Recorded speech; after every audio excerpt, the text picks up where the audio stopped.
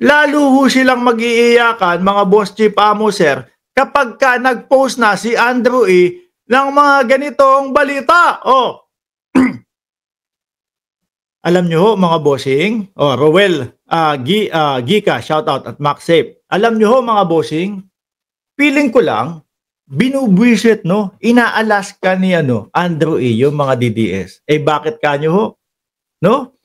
Kasi yung mga DDS, sumisigaw sila, wala ka na, cancel ka sa amin, Andrew E.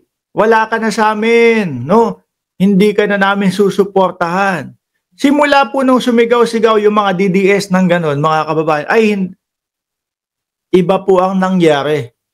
Imbis na po yung followings o yung following ni Andrew E. bumagsak ho, mga kababayan. Biruin mo, nag-post isang araw, 10,000 ang nadagdag sa kanyang taga-sunod.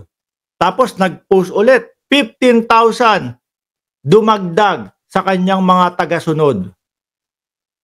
Di ho ba mga kababayan? Ngayon ho mga bossing, eto naman ang post ni Andrew E. ngayon, Bicolano ini! Wow! Maraming salamat sa mainit na pagtanggap sa aking mga kapwa Bicolano. Alyansa 2025. Bicol! Ito po, mga kababayan, balwarte po ni Attorney Leni Robredo, mga bossing. Alam naman ho natin yan. Ano po? Ang kagandahan ngayon, at sa kakamping ho, mga bossing, kapag ka nakita nila na ang presidente, na ang taong namumuno sa bansa ay maganda ang ginagawa, sumusuporta po sila. Ano po? Nakita nyo naman nung panahon ng eleksyon 2022. Yun ho mga kababayan, talagang grabe. Grabe yung bardagulan, no? Tayo ho, mismong ang inyong lingkod. Kung makabardagol ho kay Attorney Leni Robredo, talagang talagang masakitan ho No, pero para ho sa kanila, para din sa atin, tapos na yung eleksyon na yun. Sama-sama na ang Pilipino, which is yan po ang nakikita natin sa mga kakamping. Sinusuportahan po nila si Pangulong Bongbong Marcos pag tama sa tingin nila yung ginagawa. Lalo na po yung West Philippine Sea. At nakita din po natin ang suporta ni Attorney Leni Robredo. Tingin ko naman ho sa Bicol, 100% na magiging mayor dyan si Attorney Leni Robredo Di ho ba? Mga kababayan, ako po, kaya ako sinasabi, no? Kaya ako ho sinasabi at matapang ko pong sinasabi sa inyo na 5 lang po, 3 o 5 lang ang iboboto ko doon sa alyansa, no? Kasi po, nadala na ho ako. Yung dati, yung unit team, nandoon yung Roque, nandoon yung Padilla. Si Tolentino nandiyan sa alyansa pero hindi ko iboboto. Dahil alam ko naman pagkatapos ng eleksyon, lelekba lang din yan kay Duterte. Mga kababayan. Di ba? Nandiyan si Gadon, nandiyan talaga. No? Sino pa ba? Nakasupport. Sino pa yung mga mga sumali sa unit team na ngayon binabakbakan ang Pangulo? Di ba? Ngayon po, matapang ko pong sinasabi sa inyo na talagang sa iboboto ko magkakaroon po ng kakamping, mga bossing. Kasi ang gusto ko yung talagang pinag-aaralan ko at kung sino yung mga tao na talagang gustong maglingkod sa bayan. Hindi po yung hindi kasi sabi ni Pangulong Bongbong Marcos, tawag dito? Sabi kasi ni Pangulong Bongbong Marcos, straighten na natin to Sa Pangulo, may tiwala ako. Pero do sa mga tao na nandoon, lalo na yung mga butterfly, yung kung saan ang sikat, doon tayo, pagkatapos ng eleksyon, lumipat na ulit tayo, bumalik na tayo sa dati. Doon po ako mawawalang tiwala, mga bossing. Ano po?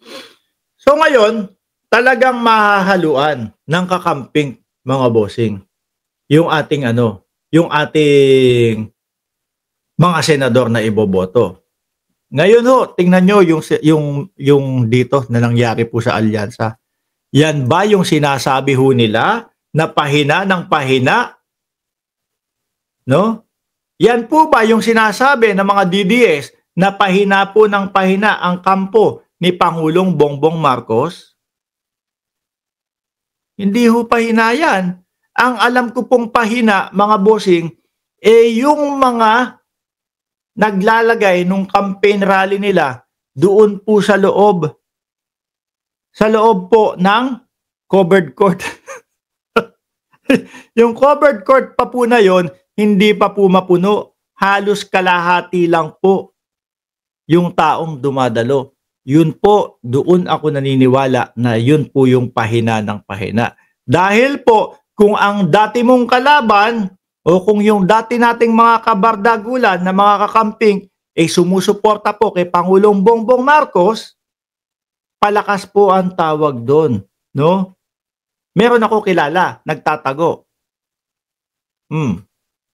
Yun, agaw lakas naman yun. Agaw lakas naman yun. Di ba? Ito po, ang tawag po sa ganyan, pag dumadami po yung suporta, palakas po yun, mga kababayan. Yan po yung ayaw na ayaw ng mga DDS. Bakit ho? Biruin mo naman, yung kakamping, solid yan. Isa lang po yata ang nabawas dyan sa kakamping. Ang nakikita ko, nabawas talaga yon sa kakamping. Isa, alam nyo kung sino? Si Guanzon. Si Guanzon na ayun. nakikiduterte siya, mga kababayan. At tingin ko aayawan din po itong si Guanzon ng mga nung mga kakamping. Bakit to? Naku, deren-deriho ang mga kakamping, mga bossing, sa mga DDS. Hanapin ko nga yung yung Guanzon na yon. Kasama si Jimmy Bondoc. Di ba? Oh. At alam naman natin, Duterte yung si Guanzon, mga boss. Oh. Di ba? Ayan. Sabi nga ni si Richard Haydarian, kakamping yan, di ba? Pero binansagan niya, Team Kibuloy, be like. Oh, Guanzon. Tapos Bondoc. Tingin ko ito aayawan. Biruin nyo, 15 milyones po ang kakamping, mga kababayan. Sabihin na natin, merong mga sumusuporta kay Pangulong Bongbong Marcos na umayaw sa kanya. Lakihan na natin yung bilang nung sinasabi nilang umayaw sila. Sabihin na natin, exage ko na, 10 milyon. Di ba? 10 milyon, mga kababayan. So, 31 milyon ang boto ng Pangulo.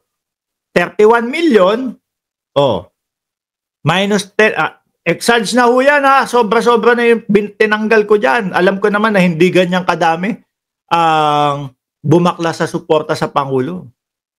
31 million minus 10 million, 21 million. Tapos dadagdag pa.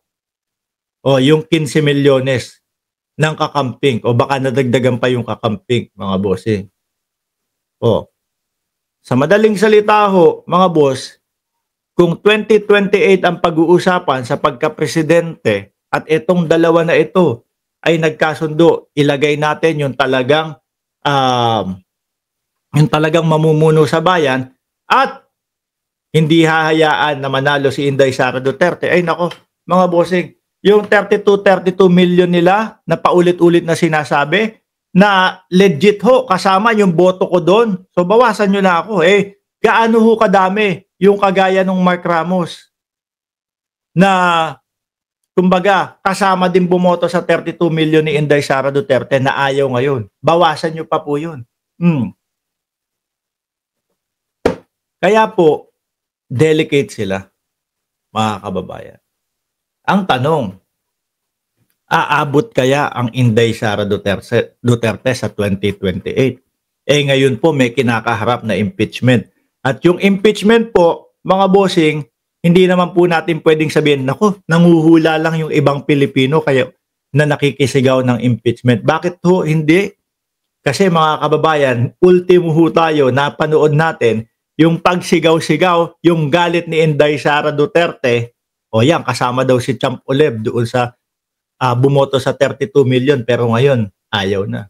Kasama po, nakita nating lahat yung pagsigaw-sigaw ni Inday Sara Duterte na may inutusan para patayin si Pangulong Bongbong Marcos, si First Lady Lisa Araneta Marcos, at si Martin Romualdez, mga bossing.